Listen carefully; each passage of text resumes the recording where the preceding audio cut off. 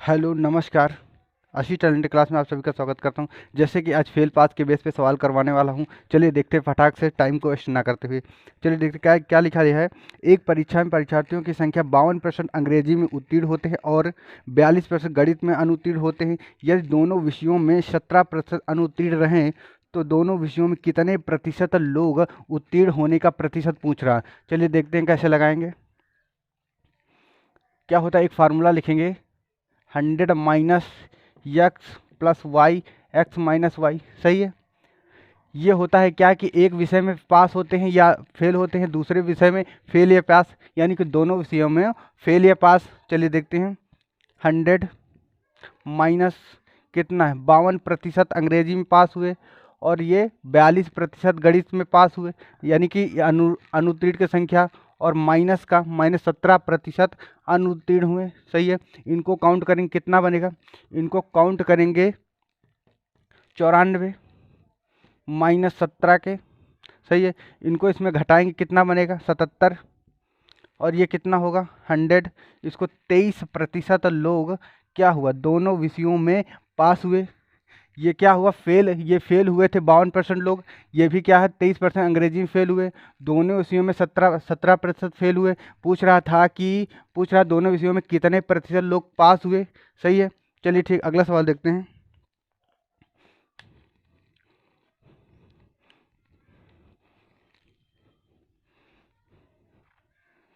आगे का सवाल देखते हैं। एक परीक्षा में 19% विद्यार्थी गणित में और 10% अंग्रेजी में अनुत्तीर्ण हुए। यदि सारे विद्यार्थियों में से 7% विद्यार्थी दोनों विषयों में अनुत्तीर्ण हुए तो दोनों विषयों में उत्तीर्ण होने की संख्या का प्रतिशत पूछ रहा है। सही है। देखते हैं, इसको भी वैसे ही लगाएंगे। कह रहा 19%, 19% किस में, गणित में पास, और फिर अंग्रेजी में 10%। फिर कह रहा दोनों विषयों में 7%। सही है।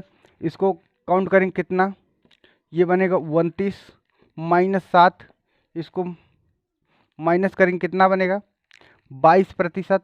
क्या हुआ, इसको माइनस करेंगे, 100 में से कितना जाएगा,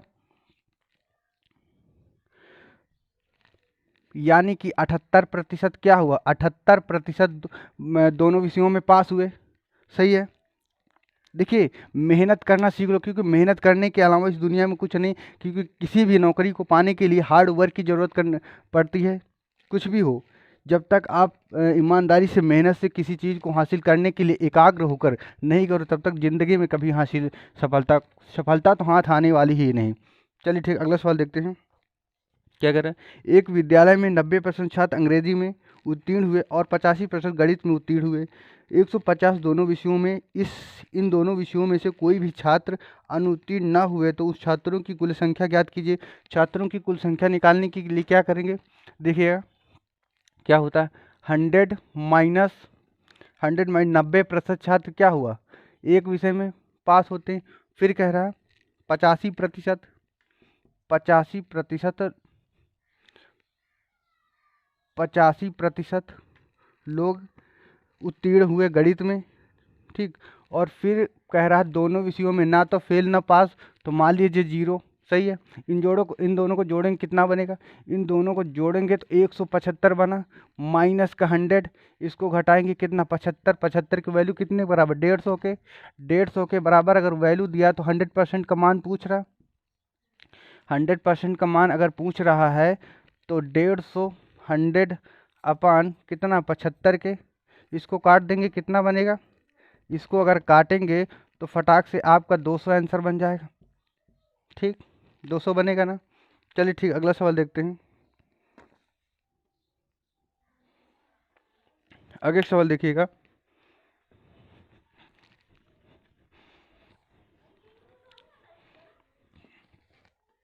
अगला सवाल लिखा है, किसी परीक्षा में इंग्लिश में 70% और गणित में 80% अभ्यर्थी पास होते हैं और 10% दोनों विषयों में फेल होते हैं। यदि 144 विद्यार्थी दोनों विषयों में पास होते हैं तब अभ्यर्थियों की कुल संख्या बतानी है। सही है। देखते हैं क्या लिखा है, किसी परीक्षा में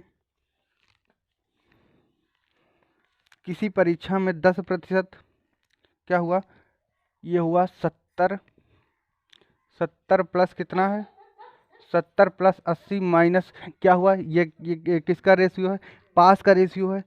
पास होने का रेशियो 10%, दोनों विषयों में फेल हो जाते हैं, तो फेल 10% फेल हो तो कितने 90% पास हो जाते हैं। 90% अगर पास हो जाते हैं, देखिएगा इनको काउंट करेंगे कितना बनेगा, 70 7 14 1 15 यानी कि 150, 150 माइनस 90 कितना होता है, 150 माइनस 90 यानी कि 60 के बराबर। 60 के बराबर वैल्यू कितनी दिया, 144 के, 144 के बराबर दिया है ना, 144 यानी कि 100% का मान टोटल संख्या पूछ रहा है। टोटल संख्या निकालने के लिए क्या होगा, 100 अपान कितना 60 के, इसको काटेंगे कितना 240, इसका आंसर बन जाएगा। टोटल संख्या कितनी थी, तो टोटल संख्या 240 हो जाएगी। ठीक, अगला सवाल देखिएगा।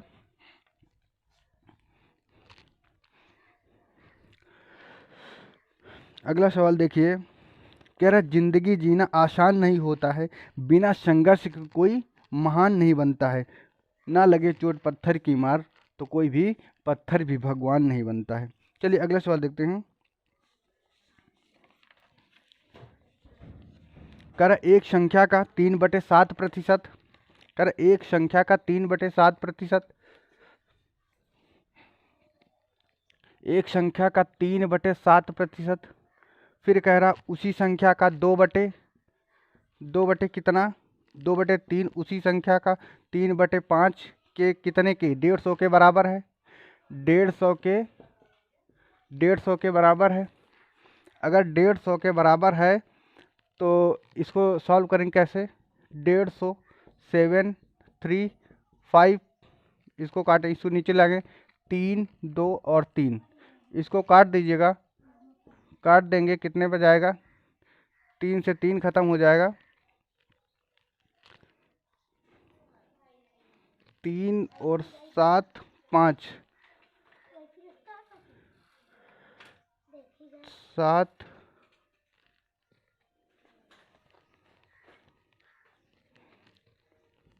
अगर इसको काटेंगे 875 के बराबर जाएगा।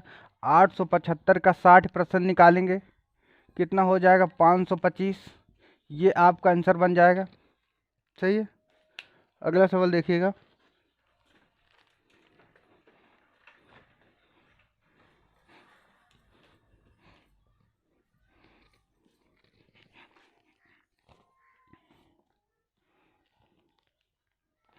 लिखा है 120 एक संख्या के 20% हो तो उस संख्या का 120 कितना होगा। देखिएगा, कह रहा एक संख्या का 20% 120 के बराबर है, तो इसको सॉल्व करेंगे, 120 यानी कि 20 यानी कि 600। अब 600 के बराबर क्या दिया है, 600 के बराबर 120 का कितना होगा, इसका 120 कितना होगा। सही है, इसको 120 का बरछंग 72 यानी कि 720 होगा। कह रहा 720 उस संख्या का कितना होगा, 720 होगा। सही है, आगे सवाल देखेंगे।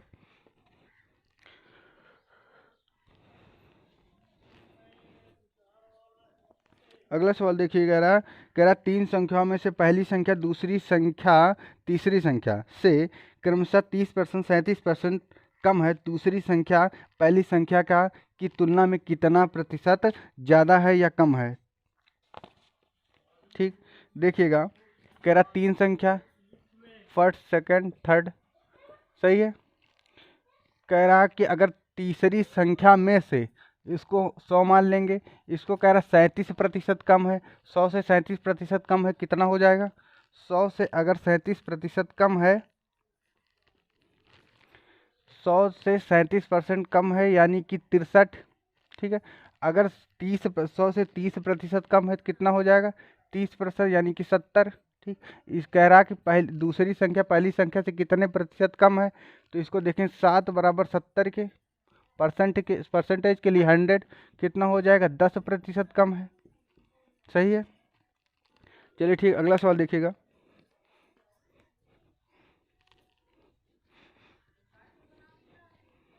अगला सवाल देखिएगा, कह रहा एक संख्या के 75% में 75 जोड़कर योगफल उस संख्या के बराबर हो जाती है, तो वह संख्या क्या है। फिर इसको देखिएगा फटाक से। कह रहा एक संख्या के 75% से, यानी कि एक संख्या के 75%, एक संख्या के 75% से 75 जोड़ दिया जाए, उस संख्या के बराबर हो जाती है। मान ली इस संख्या के बराबर हो जाती है। अब देखें कैसे सॉल्व करेंगे। इससे काटेंगे 25 तेईं 25 चौको, सही है। और आसान कर देने के लिए क्या करेंगे, उस संख्या के बराबर हो जाती तो वह संख्या पूछ रहा है। देखिए क्या होता है, 3x/4 प्लस का 75 और बराबर 4 के, इसको इधर मल्टीप्लाई करेंगे 3x प्लस 75 4 ये इसमें मल्टीप्लाई हो जाएगा। देखिए ये x उठ करके क्या होगा, यहाँ पे 4 मल्टीप्लाई करेगा, ये वाला 75 उठ कर आएगा, कितना बने x 75 मल्टीप्लाई 4 करेंगे, कितना बनेगा 75 4 मल्टीप्लाई करेंगे तो x की वैल्यू क्या हो जाएगी 300, यानी कि वह संख्या कितनी है, वह संख्या 300 है। सही है। इस तरीके के सवाल आपको बहुत अच्छे समझ में आ रहे हैं। चलिए इसी के साथ अपनी क्लास यहाँ तक एंड करते हैं। तब तक के लिए best of luck, thank you.